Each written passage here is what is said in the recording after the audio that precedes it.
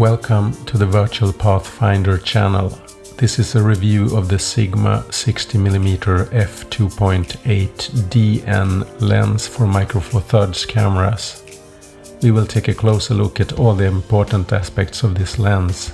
If you're interested in photography, lenses and camera equipment, don't forget to subscribe to this channel. I'm interested to hear your opinion about this lens. Please write what you think about it in the comment section below. Sigma is a Japanese manufacturer of lenses for various standards. They have a good reputation for quality optics. The lens in this review has support for autofocus and automatic aperture control. The focal length for this lens is 60mm, which is equivalent to 120mm for a full-frame lens. That makes it a telephoto lens. It can be used for portraits, but also to some extent macro and architectural and street photography. First, I will have a look at the physical aspects of the lens, then the specified optics and functionality, before moving on to various aspects of the image quality. Finally, I will present my conclusions about the lens, with some comments on how to use it and what kind of photography it's good for. Let's start with the physical characteristics of the lens. I measure the weight to be about 178 grams without caps, which is very light. According to the specification, it is 190 grams. I found the length to be about 55mm, which is very compact. The filter thread has 46mm diameter. The diameter of the lens itself is 61mm. The lens has a bit unique look, all black, including the text on the front end of the lens, but the text on the side near the mount is white. The focusing ring is glossy and it looks a bit like a barrel of an army cannon. How you feel about the look of the lens is subjective and has no impact on the resulting image quality. There is another thing that is special, which is an internal part that is not fixed when the power is off. It rattles a bit if you shake the lens when it's not attached to the camera or if the power is off. That is completely normal and nothing to worry about. The overall feeling is that this is a quality lens. There is a lens hood included, as well as a nice pouch with a zipper that can be attached to a strap. The lens has many plastic parts, which makes it really light. There is a plastic glossy focusing ring without any scale or stop. The focus ring has no stops, just direction, so it's not possible to find the near focus or infinity by looking at the focus ring. Some people may not like the glossy surface of the focus ring, but when using it I find it surprisingly nice for manual focusing. There are of course other lenses with exactly the right smoothness and resistance, but this Sigma lens is not far behind. Most people will probably use autofocus most of the time. Then this is not a priority issue. There is no aperture ring, which I think is perfectly okay. If the aperture is set manually, it's better to do it from the camera body instead of using an aperture ring. The advantage of doing so is that it's easier to see the aperture setting in the finder, especially in darkness, and it's also good to be able to do it while aiming the camera. The lens is not weather sealed. If you intend to use it outdoors in bad weather, then that needs to be considered.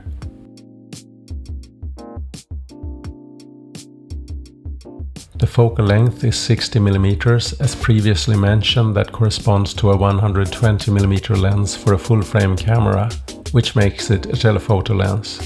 It has aperture settings between f2.8 and f22. The aperture has 7 circular diaphragm blades. Although the widest aperture is f2.8, it is still possible to blur out the background in some situations, mainly when the camera is close to the subject and the background is further away. The closest focus is 0.5 meters, which is not very close, but with a longer focal length it brings the images just into the macro region. But more detailed macro photography requires a different lens. The lens has support for autofocus and aperture control from the camera, which makes it easy to take quick shots. There is no image stabilization in the lens. I use Olympus cameras, which have image stabilization in the camera body. For that reason I don't mind using lenses without built-in image stabilization, but if you use a different camera brand, that is good to know. The lens communicates the EXIF data to the camera. In other words, the focal length and the aperture setting for each shot is saved to the image files.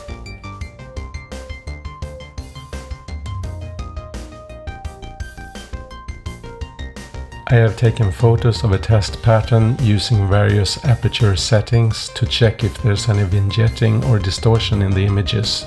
The resulting images show no distortion and no noticeable vignetting, just a tiny amount at the largest aperture 2.8. You can stop the video for each setting and have a closer look at the images of the test pattern. I would say this image quality is about as good as it gets for a lens. When looking at the center and edges of the test images, it's possible to see the sharpness for the different aperture settings. Overall, I find this lens to be very sharp, even for the largest aperture f2.8, both the center and the edge sharpness.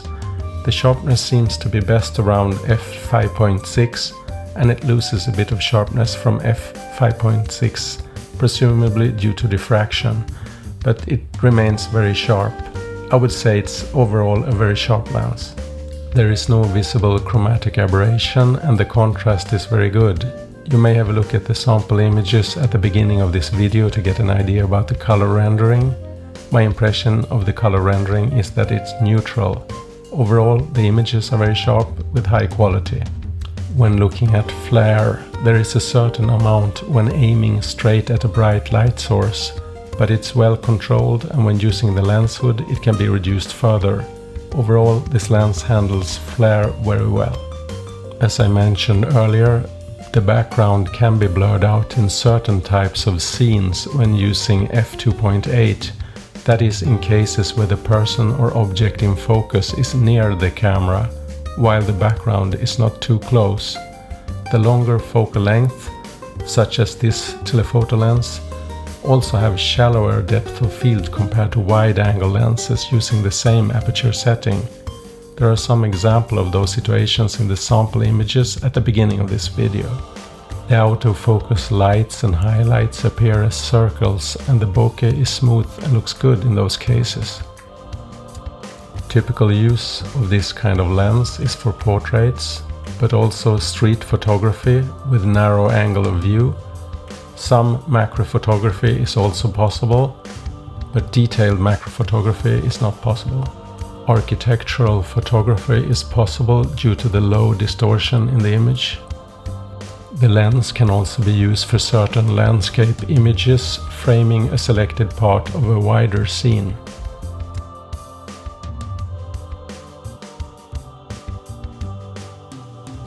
I summarize the positive and the negative about this lens.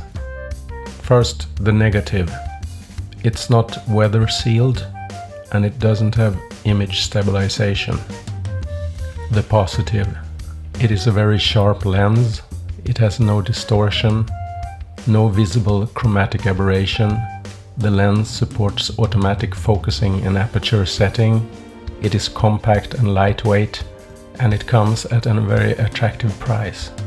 This lens can be used for portraits, documentary photography like photojournalism. It can also be used for action photography since it's fully automatic, for instance sports events in daylight. It has low distortion, which makes it suitable for architectural photography, but with narrow angle of view.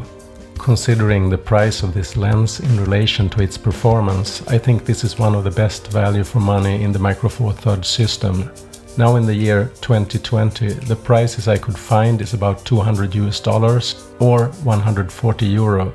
It is available new at some places, but not everywhere. That is very cheap for a quality high-performance lens. It may actually be the best bargain I ever made for a new lens when I bought this at a Black Friday sale for less than 100 euro, or about 120 US. At that price point, there was nothing to hesitate about. The only possible drawback I can think about is that the maximum aperture is f2.8, but that still isn't bad. The brightest zoom lenses have about the same specification. But there are prime lenses which have wider maximum apertures that enable faster shutter speeds or lower ISO and allows shallow depth of field. But those lenses are often fully manual and much heavier and also much more expensive. In comparison, this Sigma lens is very compact and lightweight, and it's also fully automatic.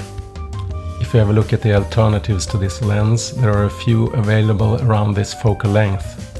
One alternative is the Sigma 56mm F1.4, which is a very good lens, but it's twice as expensive. It has wider maximum aperture and it's very sharp. And it also weighs about 50% more than the Sigma lens in this review.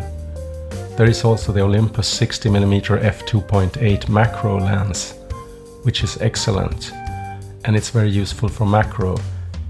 But it costs about $500 or 412 euros, which is much more expensive than the Sigma lens. It is not really comparable since the Olympus lens is especially designed to enable top-level macro photography. There are some other third-party lenses around this focal length with wide apertures, usually fully manual. I'm not familiar with those brands, but from experience, the fast lenses around this price level usually have some weakness when it comes to performance. That doesn't make them useless, but it adds to the learning curve when using them. As always, I recommend you make sure the lens you buy have the specifications you need. And if you cannot afford that lens, have a look at the second-hand market. Quality lenses last a long time, so look for quality when buying second-hand and make sure you get the specifications you need, so you don't have to buy another lens of the same kind. Buying cheap is often very expensive in the long run. So finally, is this lens good value for the money? My conclusion is it's very good value. Even more so if you manage to find it on a Black Friday sale as I did. I hope this was useful information for you. If you find this video interesting, please like and subscribe. I will publish more lens reviews soon. Good luck with the imaging and have a nice week.